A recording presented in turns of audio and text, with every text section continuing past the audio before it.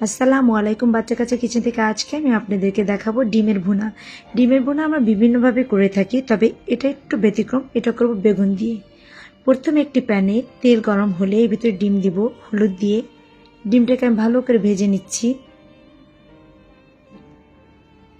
ডিমটা যখন ভালো করে ভাজা হয়ে যাবে তখন একটি পাত্রে আমি ডিমগুলো তুলে নিব।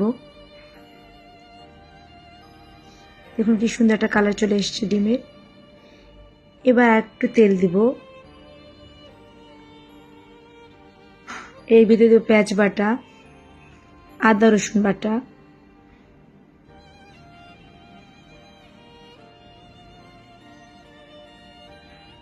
হলুদ গুঁড়া, মরিচের গুঁড়া,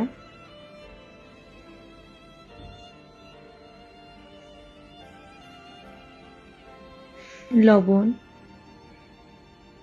দিয়ে আমি ভালো করে কষিয়ে নেব। একটু পানি অ্যাড করে কষবো, জানি পুড়ে না যায়।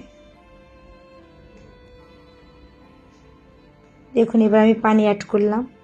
বেগুনটাকে আমি কিভাবে কেটে নিয়েছি, একটা লম্বা বেগুনটাকে 3 ভাগ করে দেখুন কিভাবে মিডল আমি কেটে কেটে নিয়েছি। এবার পানিটা যখন ফুটে উঠবে তখন আমি বেগুনগুলো পানিতে দিয়ে দেব। এবার আমি ঢেকে দেবো সিদ্ধ হওয়ার জন্য। বেগুন সিদ্ধতে খুব একটা বেশি সময় লাগে না, এই রান্নাটা খুবই কম সময় লাগে। আমি একটু নেড়ে চেড়ে নিচ্ছি, আমি দেখছি সিদ্ধ হয়েছে কিনা। এবার অ্যাড করলাম আমি ডিম।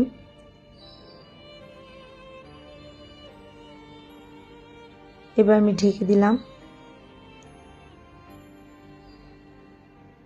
বেগুনটা মোটামুটি সিদ্ধ হয়ে চলে এসেছে। এবার দিব কাঁচামরিচ, জিরার গুঁড়া, একটু নেড়ে চেড়ে আবার আমি ঢেকে দিলাম। দেখুন হয়ে গেল আমার কি সুন্দর ডিম ভুনা বেগুন দিয়ে। আল্লাহ হাফেজ।